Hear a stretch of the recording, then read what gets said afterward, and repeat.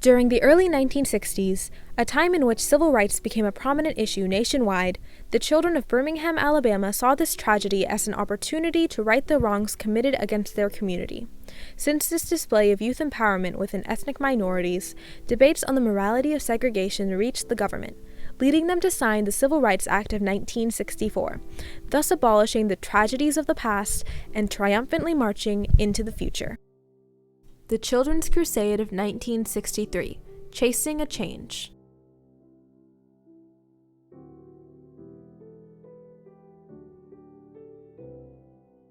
Birmingham, Alabama, commonly referred to as the most segregated city in the nation at the time, was a prime location to begin desegregation. Despite a 40% black population, all of the city officials and highly ranked employees were white, while the black community was subject to manual labor occupations, inherently placing them lower on the economic scale. Multiple organizations emerged in the South to counter the tragedies of racism, such as the Southern Christian Leadership Conference, or the SCLC, directed by James Bevel, who founded the group to facilitate and coordinate nonviolent protests in Birmingham. At the same time, Fred Shuttlesworth began the Alabama Christian Movement for Human Rights for similar reasons and targeted his campaigns in Birmingham. He encouraged Martin Luther King Jr. and the SCLC to come to Birmingham and help their civil rights movement, claiming that, if you win in Birmingham, as Birmingham goes, so goes the nation. Together, these three planned a project that would change the course of the civil rights movement.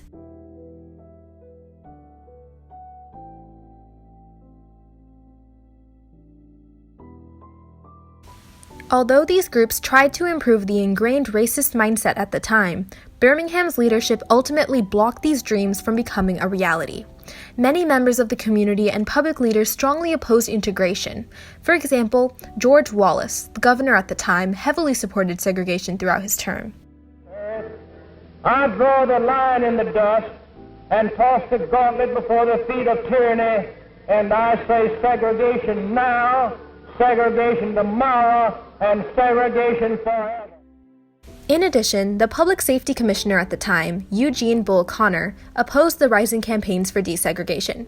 He was known for his extremely violent tactics and merciless counters to peaceful protests conducted by the black community.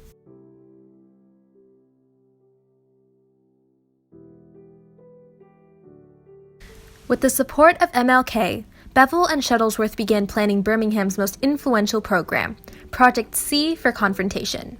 The children of Birmingham, seeing this issue, chose to fight these tragedies ingrained in their community by peacefully protesting, knowing that they could make a difference together. Their methods were centered around the fact that Bull Connor would respond to any sort of opposition with extreme violence. Because of this unspoken tragedy, the children were even more eager to participate because they knew it would spark national sympathy and attention for the black community. Thus, they began planning D-Day, an event in which children would march in the streets and fill up the jails to the extent at which there was no more space for prisoners and the officials would be forced to give in. Their decision was influenced by multiple reasons, one of which being that they wanted to protect their families from financial reprisals from employers. As the civil rights movement began gaining traction, many adults in the African American community began to resent the campaign, as they believed it was only making the situation worse. In spite of this, the children were determined to participate in a triumphant display of courage that would take matters into their own hands and right the tragedies of segregation.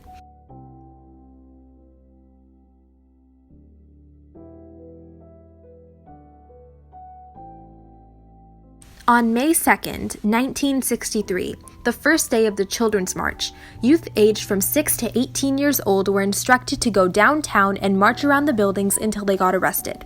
Slowly, the streets began to fill with students walking and singing hymns and freedom songs. They clapped their hands and laughed while being arrested and awaiting transport to jail. By the end of the day, more than 1,200 students were arrested, the youngest one being 8 years old.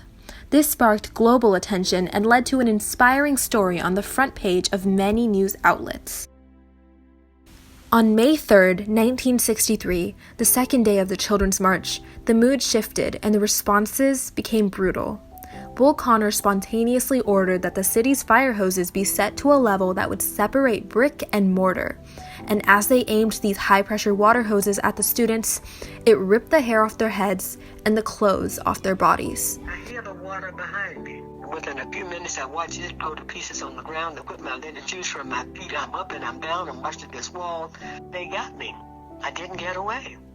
I couldn't get away, and I can run. Later, police officials were ordered to bring out German shepherds, who began biting and clawing at the children. However, Bevel continued to mentor them with methods of peace, saying that if any cops get hurt, they will lose this fight. They got increasingly violent and threatened and carried out those threats in multiple ways. Over the next few days, protests continued and escalated as more and more children were being locked up. By May 7th, the number of jailed protesters had grown to over 2,500. At this point, the Children's March made national headlines and initiated a debate on civil rights around the country.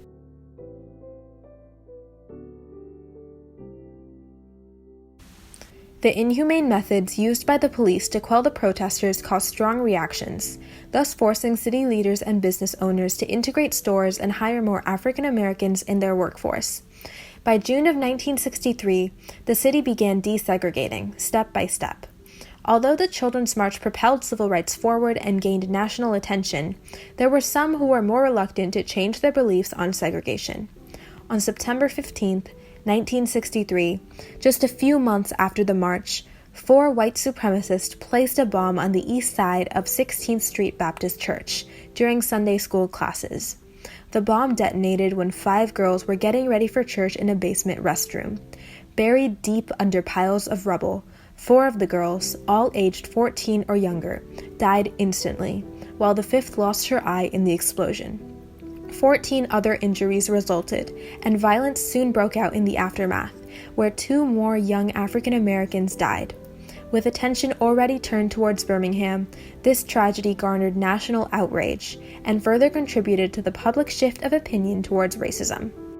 After generations of tragic hardships and few triumphs, Lyndon B. Johnson, following in the footsteps of John F. Kennedy, passed the Civil Rights Act of 1964 on July 2nd, just over a year after the Children's March in Birmingham, Alabama. This historic legislation outlawed discrimination while prohibiting racial segregation in public facilities.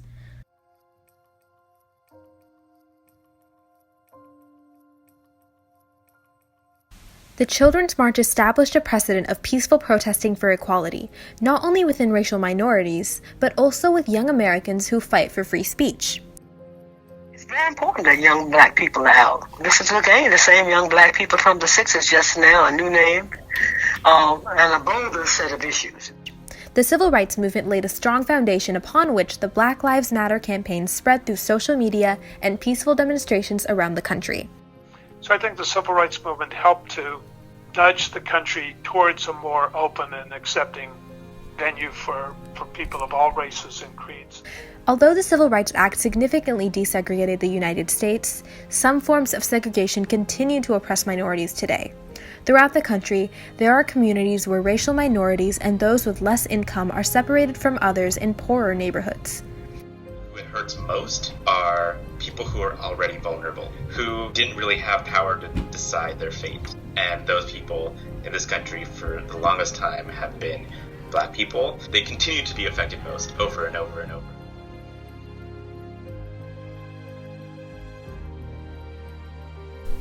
The Children's Crusade of Birmingham, Alabama in 1963 had a lasting impact on not only the racially charged areas, but the nation itself.